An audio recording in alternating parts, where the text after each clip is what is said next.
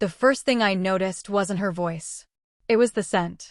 Not perfume, something warmer, like vanilla just before it turns to caramel. The door opened only halfway at first, and a slant of light cut across her face, revealing eyes the color of dark tea. She held the edge of the door with a stillness that felt deliberate, as if she'd been expecting someone but wasn't sure it should be me. I balanced the pizza bag against my hip. "Evening," I said, a little too softly. Her smile came slow, not wide, just a curl at the edge, like she was weighing whether to give it to me. "You're late," she murmured, but without the bite customers usually have. Inside, the hallway was dim except for a lamp with a linen shade. Everything smelled faintly of citrus cleaner and something baked. She took the box from my hands, fingertips grazing mine longer than necessary. They were cool, then warm. "Sorry," I said. "Traffic." Her brow arched slightly. "Traffic on a Tuesday night?" I shrugged. I didn't tell her I'd driven slower than usual after seeing the name on the ticket, Angela, because she'd ordered from the shop before and once, weeks ago, she'd answered in a silk robe. She set the pizza on a small side table by the door but didn't step back. Instead, she leaned against the frame, crossing one bare foot over the other, her ankle bones delicate but strong. A thin sweater clung to her arms, sleeves pushed up, leaving her wrists bare. A faint line of flour dusted the heel of her hand. "Hungry?" she asked. I blinked. "Me?" "You," she said. A pause, then, quieter. "You look like you haven't eaten." I laughed under my breath, rubbed the back of my neck. "Perk of the job. Too many free slices." Her gaze dipped to my hands, still on the insulated bag, then up again. "You could stay for a minute," she said. "I made something sweet." The word sweet stretched a little. I hesitated, glancing behind me toward the hallway of her apartment building. It was silent, carpet muffling every sound. "I shouldn't," I started. Her lips parted, then closed again. She pushed off the door frame and turned toward the kitchen, leaving the door open. "Suit yourself. But the coffee's fresh." I stepped inside before I had time to decide. The door clicked softly behind me. Her kitchen was small but warm, low light, tiled counters still wet from a wipe down. On a cooling rack sat a row of small tarts, golden crust glistening. She slid one onto a plate without looking at me. "You're new at this job?" she asked. "Few months," I said. She nodded, eyes still on the tart. "You're polite." Another pause. "Not many are." I leaned against the counter, trying to keep my distance, but drawn in by the smell. She handed me the plate, fingers brushing mine again, this time lighter, but not by accident. "Thanks," I said, but it came out like a whisper. Her eyes flicked up. "You're welcome." The quiet between us felt almost visible, like steam rising from the coffee she poured.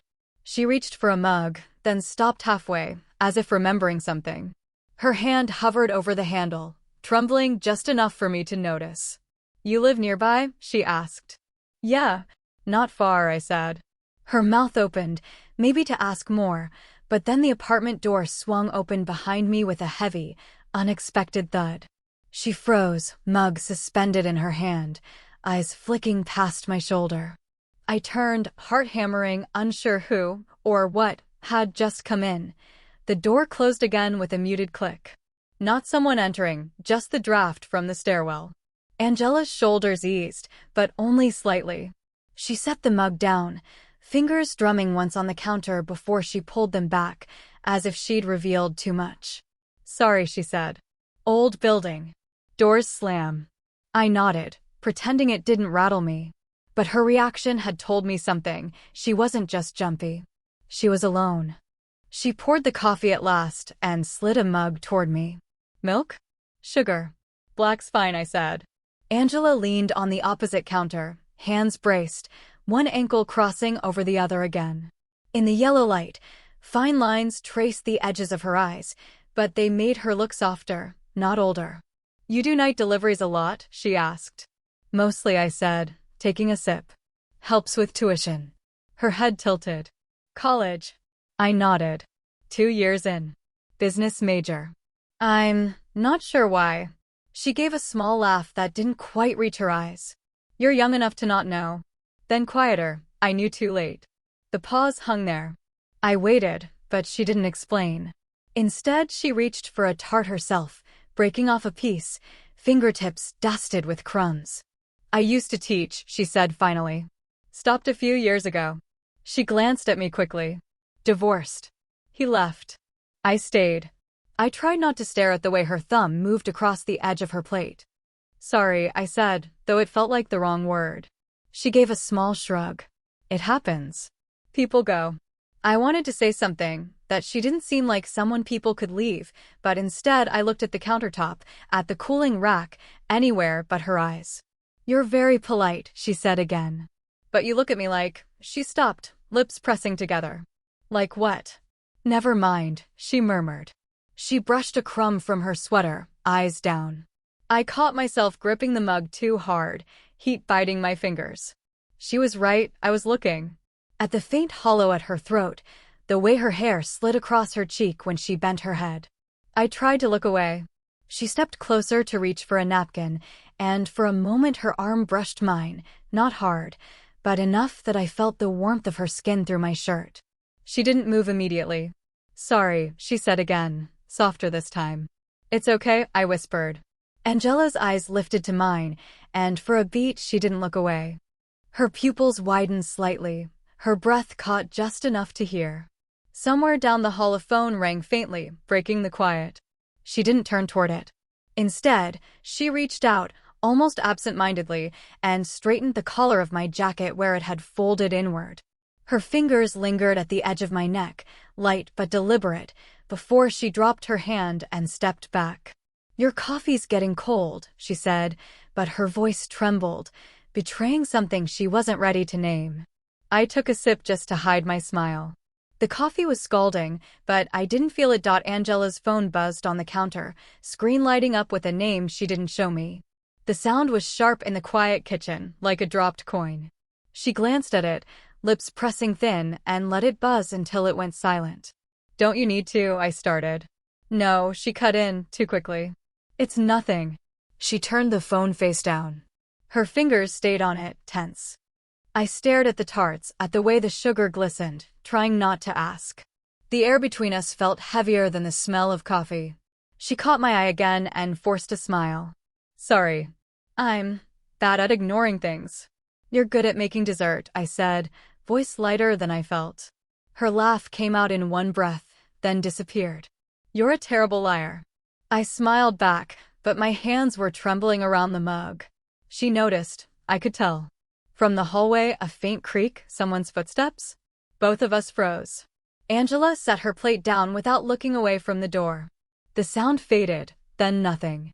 She let out a slow breath. Neighbor, she whispered. But the pause had shifted something. When she moved closer to collect the mugs, her hip brushed the counter near mine, leaving barely any space. She reached for my cup, fingers brushing my knuckles. You're warm, she said softly, like she hadn't meant to say it aloud.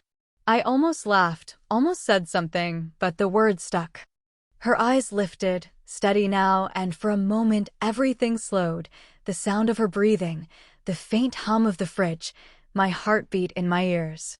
I shouldn't be, she began. You're not, I said at the same time. We both stopped silent. Her lips parted just slightly. The kitchen seemed smaller than before, the low ceiling pressing us closer. Her sweater sleeve brushed my arm again. The fabric was soft, her skin warmer beneath it. She tilted her head, just enough that a loose strand of hair grazed my cheek. I don't usually, she whispered, then trailed off. I swallowed. Me neither. Her breath touched my jaw when she turned, the scent of vanilla and coffee mixing.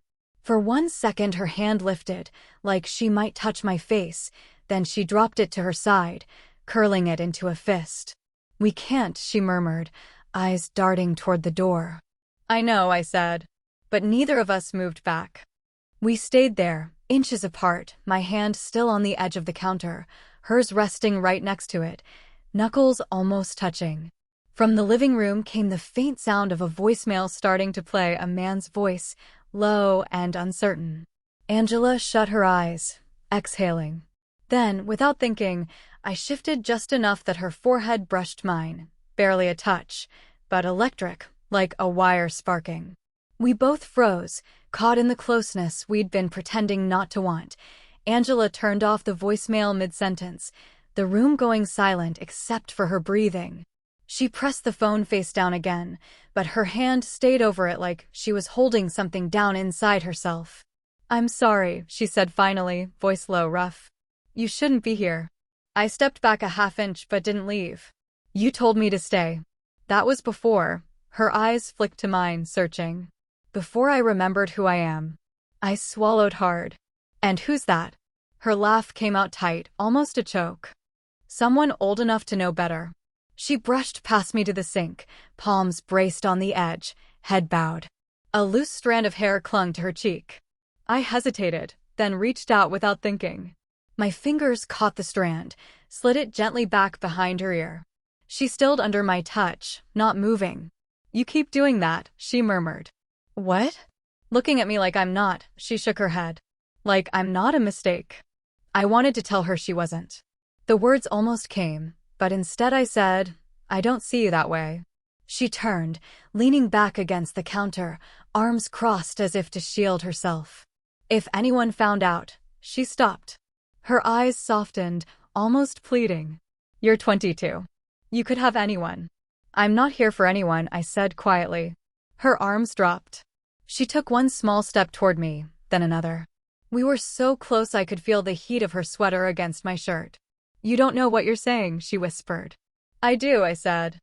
My voice had gone low, almost a growl, but I couldn't stop it. Her hand lifted, hovered near my chest, then rested flat against it. The weight was light, but my heartbeat jumped under her palm. She looked down, watching it thud against her fingers. "This is wrong," she said, but she didn't move her hand. "Then tell me to go," I whispered. She raised her eyes to mine. Her breath hit my throat when she spoke. "I can't." For a heartbeat, we didn't move. My hand slid up to the back of her neck, fingers brushing the fine hair there. She closed her eyes, leaning into the touch just slightly, a tremor running through her. "Angela," I said, her name breaking on my tongue. She opened her eyes, pupils wide, lips parted. "If we do this," she began, but the words caught. The sound of keys rattling in the hallway snapped us back. She stiffened, my hand still at her neck. Someone stopped outside her door. A shadow passed under the crack. She didn't pull away. Instead, she whispered, almost desperate, "Tell me what you want." And then the doorknob began to turn. The doorknob turned halfway, then stopped. A muted voice on the other side said Angela's name once, questioning. Her eyes widened. She pressed a finger to her lips, telling me to stay quiet. A beat of silence. The shadow under the door shifted, then moved away, footsteps retreating down the hallway. A door closed somewhere else in the building. Angela sagged back against the counter, one hand gripping it so tightly her knuckles whitened. Her other hand pressed to her chest. "He was early," she whispered. "Who?" My voice was a low rasp.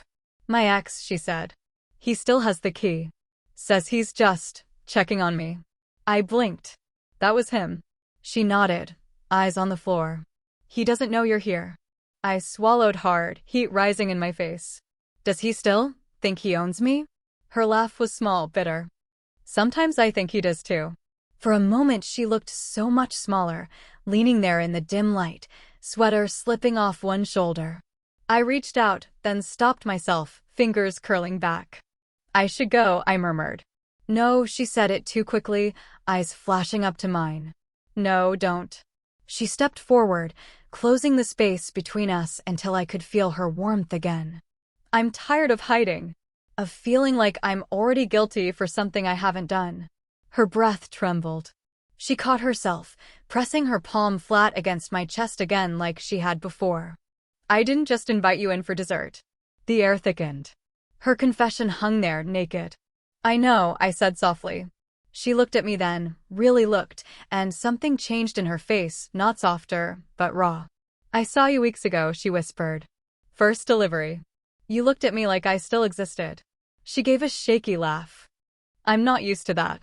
My heart hammered so loud I thought she'd feel it under her palm. "I shouldn't," I began. She stepped closer, brushing past my hand, until our hips almost touched. Then tell me to stop, she said, voice low. I couldn't. She reached up, fingers grazing my jaw, then the corner of my mouth, a touch so light it felt like a question. I shut my eyes for a heartbeat, fighting the urge to close the distance. From the hall came another sound, keys jingling, a muttered curse. Angela jerked back, trembling, but her fingers still hooked in my sleeve as if she didn't want to let go. This is going to happen, she whispered fiercely. But not here. Not while he still has a key. She let go then, stepping back, breathing hard. I'm calling you tomorrow, she said. Be ready. Her voice wasn't a request. It was a decision. It rained the next evening, a soft, steady fall that blurred the streetlights into smudges. Angela had given me an address I didn't recognize, not her apartment, but a quiet house on the edge of town. A porch light burned low, yellow, and faint, as if trying not to be seen. I stood under the awning, rain running off my jacket, heart hammering. She opened the door before I knocked. Her hair was damp at the ends, sweater sleeves pushed up. No flour on her hands tonight. Just a stillness that felt heavier than before. You came, she said, not a question. You told me to, I said. My voice sounded strange, low. She stepped aside to let me in. The house smelled of cedar and rain. No photos on the walls, just bare wood and a single lamp throwing a small circle of light over the living room. This is a friend's place, she said. He won't be back until late. She closed the door behind me, locking it this time. We stood there, dripping silence between us. Her eyes flicked to the wet patch on my shoulder, then back to my face. You could still leave, she murmured. I won't, I said. Something in her posture softened, but only for a second. She walked past me into the living room, standing by the lamp, fingers tracing the edge of the table. Do you know what you're choosing? She asked quietly. No, I said. But I know who. She let out a slow, shaky breath. When I stepped closer, she didn't move away. The rain against the windows filled the pauses between our words. I reached up, almost hesitating, then brushed a damp strand of hair back from her cheek. My knuckles grazed her skin, warm despite the cold night. Her eyes closed at the touch. If we do this, she whispered, it's not a game. You'll see all the parts I've tried to keep hidden. I already see you, I said. Her hand found my wrist, holding it there against her face for a heartbeat before letting go. I'm scared, she murmured.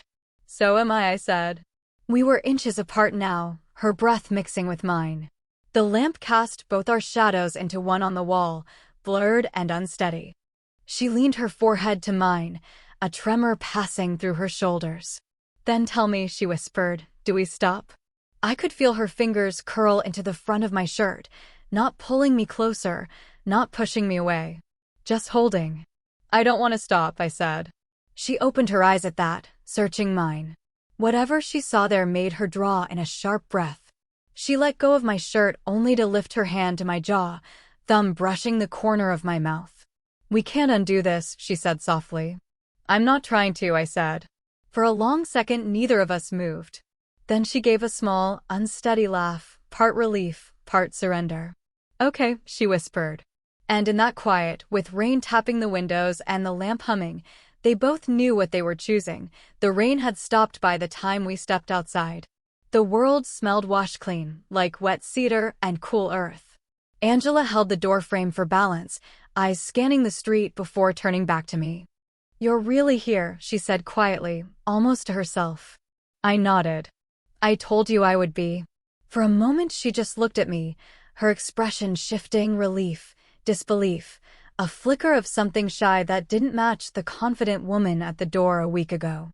She reached up, brushing the back of her fingers along my jaw, then let her hand fall, laughing under her breath. I can't remember the last time someone kept showing up for me. I stepped closer. I'm not afraid of you, I said. Or of this. Her brow furrowed. She searched my face for the hesitation she expected. You're young, she murmured. People will talk. Then let them, I said. It's still our choice. Angela exhaled slowly, shoulders easing as if she'd been holding them tight for years. I thought I'd ruin myself for this. That nobody would, she trailed off, eyes glinting. I reached out, and she let me take her hand. Her fingers slid into mine, warm and trembling. "You haven't ruined anything," I whispered. We stood there a long moment in the soft glow from the porch light. She leaned into me, forehead resting against my collarbone. I felt her breathing even out, felt the tension drain from her grip until her hand was simply resting inside mine. "Does it scare you?" she asked, voice muffled against my shirt. "Yes," I said honestly. "But it feels real." She gave a small, unsteady laugh, lifting her head. "Real," she echoed. Her eyes were bright now, no longer guarded. She stepped closer until our hips brushed, until she could tilt her face up to mine. "I've been waiting to feel real again." I touched her cheek, thumb brushing the corner of her mouth, and this time she didn't look away. She closed her eyes as I bent down, but instead of a kiss, I pressed my lips to her forehead, a slow, deliberate touch. She let out a breath that sounded like a quiet thank you. When she opened her eyes, she smiled, not careful or cautious, but small and sure. "Okay," she whispered. "Then let's see where this goes." We stayed like that, our hands intertwined, the street empty and damp around us. For the first time since I'd walked up to her door with a pizza box, neither of us felt like we were hiding.